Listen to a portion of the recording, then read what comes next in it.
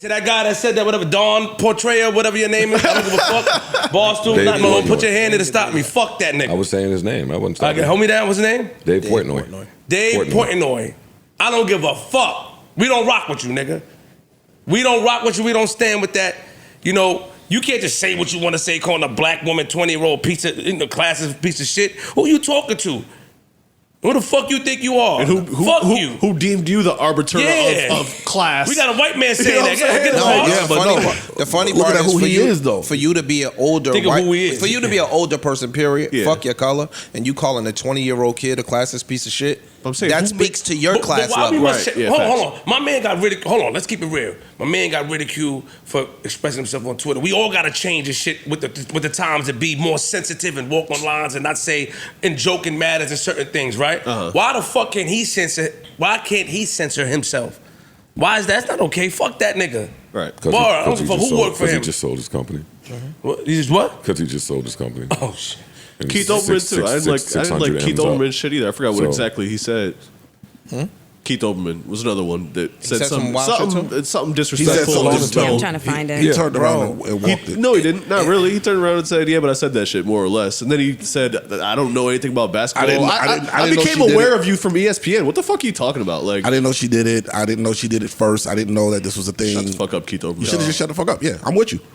I'm with you. Andrew Reese, this isn't the White House, but it's white. Feel free to come up here and talk all the shit you want. I'll hit the gunshot for an hour straight. 'Cause, yeah, you can come up here and get in your bag. I'm super proud of them, and thank you. Just thank you for a great week in the sports. Showing up. Word up. Round of applause for them. Yeah. Reese. All the girls on all four of those teams. Look. Like, You know what's crazy? it's dope to pay attention to this shit, yo. I was just getting ready to say it. Prior to this, people was asking me, "Oh, you gonna watch this?" I'm like, bro, I don't watch women's basketball. Like, I'm not trying to be funny, but I just I don't watch basketball, period. It never really. I was mad as hell. I missed this game. Oh no, and it was a good. I game. was hot. That's It the was bad good. part. The bad part I that s- if we highlight in women's basketball, finally, it was really a good ass game. And then, Like they look, was getting busy. Well, look. So then I said, them because I don't watch white college. girls I don't watch start coming college. back. I don't watch college. I start getting nervous. Pick and roll. I don't watch college sports. Period. So I said, all right, I missed the women's championship. I'm gonna watch the men's one, and this shit wasn't close. Nah. It wasn't yeah, even- no, the funny I was part. like, Oh, yeah. man. Monday night, I was outside, bro. I don't know what I was doing. This ain't get the media coverage. But the tall white boy from Connecticut started waving bye-bye to them in the middle of the game. Or Toward the end of the game. He started waving bye-bye to them, like bye. And ain't nobody say a fucking word. You It's get what I'm weird saying? that- It's just a selective outrage thing. It felt good just to Like, how dare you motherfuckers taunt us? and it is How levels dare of you taunt us? It's the levels of selective outrage too, because in the NBA we don't care when Steph does it and Luka do it. True. And then it's women doing it, and we got to hold them to a different standard. They Like do. that's weird. Girls used to get texts for talking shit. When we're going to talk about male and female sports. When we look at hockey, you give them 5 minutes to beat the fucking shit out of each other. Right. You know what I mean? Like, and you love it. This is part of the game.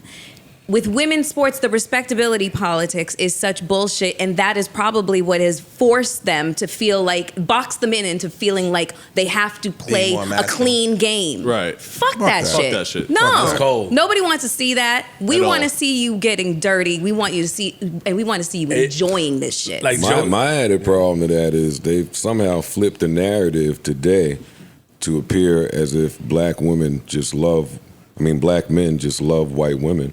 But historically, it's the total opposite. Y'all love black women. They do. They absolutely adore They do. black women.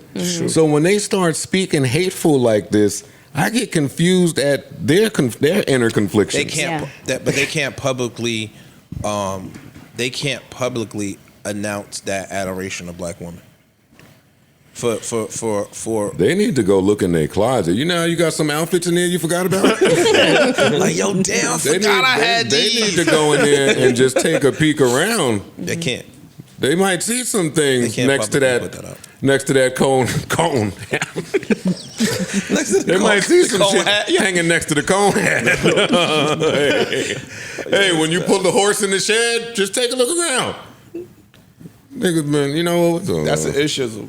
I don't know what the fuck he said. Yo, when you put the horse away, I don't know what why the you. fuck I is you don't know why talking you stopped yourself. Number one, you said you was gonna get a little, you know. Nah, I'm not playing with them today. They know what time it is. The They know the Dave, vibes. the Dave Portnoy shit is disgusting. Disgusting. Like for you to just be in that position, you got to have enough tact and reserve, even if you felt that, to not post that. They hate be jumping out of Dave. Yeah. Or So this ain't the first time that they hate jumping out of Dave. and I was gonna say, yo, Barstools is a sport platform.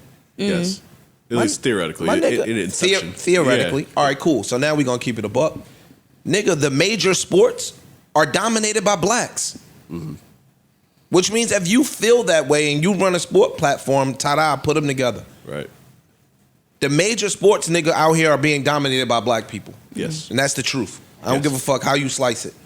That's true. So if you run a sports platform and this is how you feel about a 20-year-old black girl or 19, I don't even know how old she is, a 20-year-old black girl that's popping shit, those feelings are really how you really feel. And you just got to a frustration boiling point where you posted it. But that's how you really feel. I could get money with these niggas, but I don't really fuck with them. What did y'all think about the Gillian Wallow address? I think you could see the passion in Wallow as he spoke. And I just think that I think they handled it accordingly. I think that I actually was proud of how passionate Wallow spoke about the situation. With keeping it professional. You know what I'm saying? I think he said enough to let him know, like, yo, dog, we're not tolerating this. Right. Can't curse him out. He could have cursed him out on the phone, but you can't curse him out publicly. What do you think would be the repercussion of doing that? None. I mean, like, Of doing what? of cursing Portnoy out publicly. None. I just They're I too. think They're kind of I too just think successful. professionally, you know? you don't do that. I think I could say some shit. I don't think there's no such thing as too successful when you're black in America. That is true too.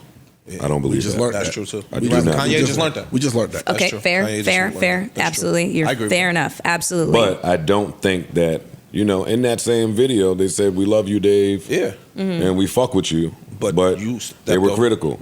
I saw some people being critical of them showing love today. I don't have no problem with that. I don't have no problem with either, that. no. Nor do I have a problem with them addressing the intricacies of their business. Talking about we don't have bosses. We're in a license agreement. I guess if I have to have an issue, it's with words, symbols, representation, marketing, and what it all means. So when you put on a barstool hat, I'm not really talking about what your contract says. I'm talking about what you are representing by wearing the hat. It's the same as making America great again. Like, if you know that this nigga is behind closed doors on some nigga, fuck niggas, black people suck, just saying horrible things, You still put the I hat would on. reluctantly wear the hat, especially when you're your own brand and you could wear your hat. You could wear your hat. You don't have to sell their merchandise. New Joe Budden.